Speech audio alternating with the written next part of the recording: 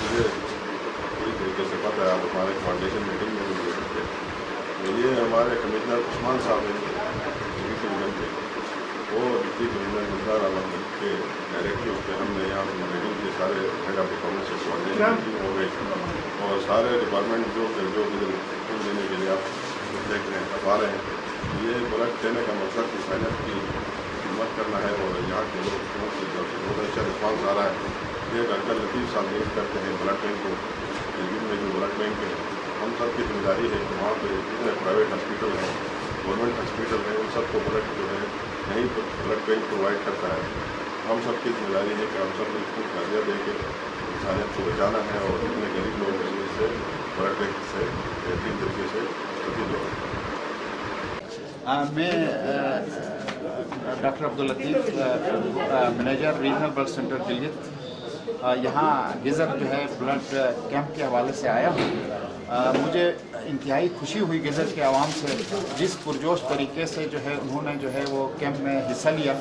और ये खुशाइन बात है क्योंकि हम सब जानते हैं कि 18 साल से 60 साल के दरमियान हर एक शख्स जो है अपना खून जो है हर 4 माह के बाद डोनेट कर सकता है, जो सेहतमंद हो, जिसकी उम्र जो है वो 18 साल से 60 साल के दरमियान हो और जिसका वेट जो है 50 kg से ज़्यादा हो और जिसका हीमोग्लोबिन जो है 12.5 ग्राम पर डेसीलीटर से ज़्यादा हो, वो एक सेहतमंद फ़र्द कहलाता है और वो हर 4 माह के बाद अपना खून देता है।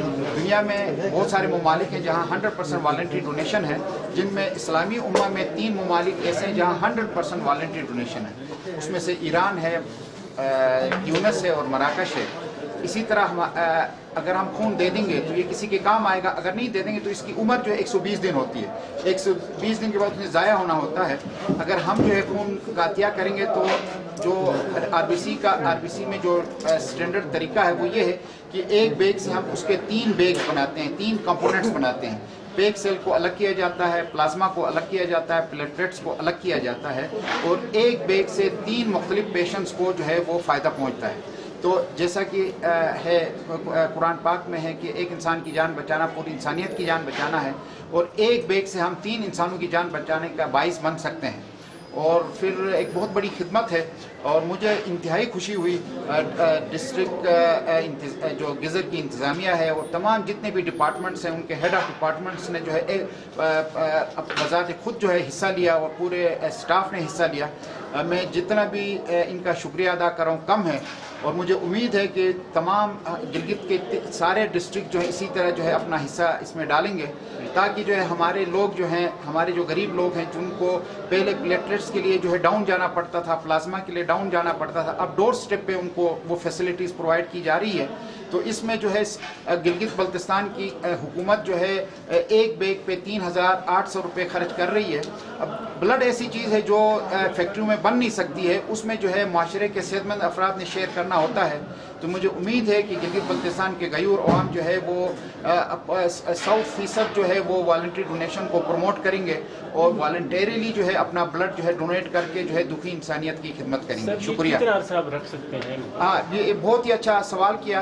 इसके जो 3 कंपोनेंट्स बनते हैं उनमें से जो पेक सेल है, पेक सेल जो है वो हम अपने रीजनल ब्लड सेंटर में या किसी भी हॉस्पिटल बेस्ड ब्लड बैंक में 35 दिन तक रखते हैं, जबकि प्लेटलेट्स जो है उसको हम जो है 5 दिन के लिए हमें हम उसको स्टोर कर सकते हैं, उसके बाद वो एक्सपायर हो जाता है। जबकि प्लाज्मा जो है -35 डिग्री सेंटीग्रेड पे जो है 1 साल तक जो है स्टोर किया जाता है।